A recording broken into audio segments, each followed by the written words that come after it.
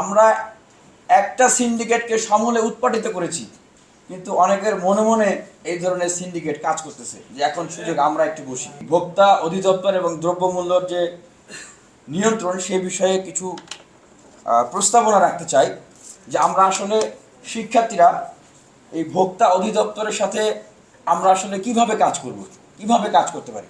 Number one হচ্ছে বিপ্লবী ছাত্র জনতারা তারা টিম করে করে একদম শহর নগর বন্দর থেকে শুরু করে পাড়ায় মহল্লায় তারা বাজার মনিটরিং করবে। তবে এখানে আমাদের অফিসারগণ কর্মকর্তাগণ বলেছেন যে ফাইন করতে পারবে না। অবশ্যই এটি এখানে আমাদেরকে বুঝতে হবে যে আমরা তো অফিসিয়াল না, সুতরাং আমরা রাষ্ট্রের যারা অফিসিয়াল আছে আমরা তাদেরকে সহযোগিতা করব। অফিসিয়াল কাজগুলো আবার সব কিছু নিজের দায়িত্বে নিয়ে নেওয়া যাবে না, অর্থাৎ মানে আইন নিজের হাতে তুলে নেওয়া যাবে না সবসময়। তাহলে সেক্ষেত্রে আমরা তাদেরকে সহযোগিতা করব। নিত্য প্রয়োজনীয় পণ্য দ্রব্য পাইকারি ক্রয়ের প্রত্যেকটা দোকানে রিসিট থাকতে হবে। আমরা এখান থেকে বলে দিচ্ছি যারা কাজ করছেন ছাত্র জনতা এবং ভোক্তা অধিদপ্তরের সাথে সমন্বয় করবেন যে নিত্য প্রয়োজনীয় পণ্য দ্রব্যের যে পাইকারি ক্রয়ের দোকানগুলো আছে প্রত্যেকটা দোকানে তাদের যে তারা কি মালামাল ক্রয় করছে, কত টাকা দিয়ে ক্রয় করছে, এটি রিসিট থাকতে হবে। কারণ তারা যে দুর্নীতিটা করে মানে বেশি দামে বিক্রি করে তারা রিসিট দেখায় না। হ্যাঁ, এখানে কিন্তু মূল গমট। এবং প্রতিটি দোকানে মূল্য তালিকা ঝোলানো থাকতে হবে, এটি আপনারা নিশ্চিত করবেন। চতুর্থ নম্বর, বাজার দখল, দোকান দখল, রাস্তা দখল করে বা বিভিন্ন জায়গা সরকারি জায়গা খাস জমি এগুলো দখল করে যারা ব্যবসা বাণিজ্য প্রতিষ্ঠান যদি কেউ গড়ে তোলেন তাহলে এগুলোকে উৎখাত করতে হবে। এবং সেই ক্ষেত্রে বিপ্লবী ছাত্র জনতা তারা ভোক্তা অধিদপ্তরকে সহযোগিতা করবে। আমরা দেখি যে এই যে দ্রব্যমূল্যটি বেড়ে যায় এর অন্যতম একটা কারণ থাকে যে সেই ধরেন কুড়িগ্রাম থেকে একটা পণ্য ঢাকায় আসবে, রাস্তায় রাস্তায় অমুক লীগ, পাতি লীগ, শ্রমিক লীগ, তাঁতি লীগ, মোজা লীগ, জুতা লীগ তাদেরকে চাঁদা দিতে দিতে আসতে হয়। বাংলাদেশে বিপ্লব উত্তর এই পরিস্থিতিতে সকল সিন্ডিকেট সমূলে উৎপাটিত হয়েছে। আপনারা মনে করেন উৎপাটিত হয় নাই।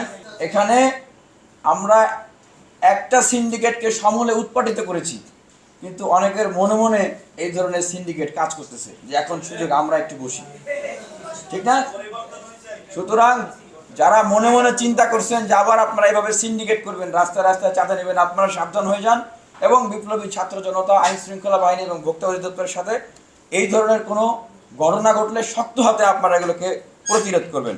প্রতিটি এলাকা ভিত্তিক নিত্য প্রয়োজনীয় পণ্য দ্রব্যের একটা মূল্য তালিকা থাকবে এবং সেটা যদি প্রতিদিন একটা নিত্য প্রয়োজনীয় মূল্য তালিকার আপডেট করা যায় এলাকা ভিত্তিক, কারণ এক এক এলাকায় এক এক পণ্যের দাম এক এক রকম হতে পারে, সেই ভোক্তা অধিদপ্তর তারা বিপ্লবী ছাত্র জনতার সাথে সমন্বয় করে যদি প্রতিদিন এইভাবে করে মূল্য তালিকা করেন, আপডেট মূল্য তালিকা একদিন হতে পারে বা 2 দিন পর বা 3 দিন পর পর হতে পারে, এটা একটা রিসার্চের বিষয় আছে। এভাবে যদি তারা করেন তাহলে আমি মনে করি যে নিত্য প্রয়োজনীয় পণ্য দ্রব্যের বিভিন্ন অজুহাত দিয়ে তারা যে বেশি দাম নেয় এটির আর কোনো সুযোগ থাকবে না। ভোক্তা অধিদপ্তরের জনবল বৃদ্ধি করতে হবে, কারণ শিক্ষার্থীরা কয়েকদিন পরেই ক্লাসে ফিরবে। তারা শিক্ষার্থীরা যদি শুধু রাষ্ট্র সংস্কার নিয়েই কাজ করে তাহলে শিক্ষার্থীরা পড়াশোনা করবে কখন? গ্রাজুয়েশন কমপ্লিট করবেন শিক্ষার্থীরা হয়তো অতি দ্রুতই এই রাষ্ট্রের কার্যক্রম স্বাভাবিক হলে, মানুষের জীবনযাত্রা স্বাভাবিক হলে তারা ক্লাসে ফিরবে। সেজন্য ভোক্তা অধিদপ্তরের জনবল বৃদ্ধি করার যে বিষয়টি সেটিও আমরা দাবি জানাচ্ছি, জনবল বৃদ্ধি করতে হবে। 8 নম্বর পয়েন্ট, যে দুর্নীতি বন্ধ করতে হবে এবং স্বজনপ্রীতি বন্ধ করতে হবে। আমার ভোক্তা অধিদপ্তর আজকে একটি তারা দৃষ্টান্ত স্থাপন করেছেন, how to work in post revolution situation. এই বিপ্লবোত্তর পরিস্থিতিতে বাংলাদেশে কিভাবে আসলে কাজ করবে, ফাংশন করবে, এটি তারা একটি দৃষ্টান্ত স্থাপন করেছেন। সরকারের প্রত্যেকটা সেবা খাতের প্রতি আমি আহ্বান জানাবো যে আপনারা এভাবে মতবিনিময় সভা করেন, ছাত্র জনতারা আপনাদেরকে সহযোগিতা করবে।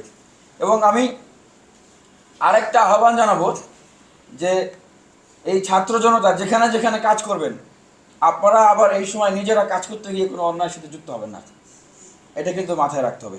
আমরা এটি বলতে চাই যে বিপ্লব উত্তর বাংলাদেশ একটি আদর্শ বাংলাদেশ হবে, সেখানে আমি হই বা আপনি হন, যেই হন, আমাদেরকে যে দায়িত্ব দেওয়া হবে বা যে দায়িত্ব আমরা নিব সেটি যদি যথাযথভাবে আমরা পালন করতে না পারি আমাদের সেই দায়িত্ব থেকে সরে আসা উচিত এবং যোগ্য মানুষদেরকে সেই জায়গাগুলোতে অবস্থান দেওয়া উচিত।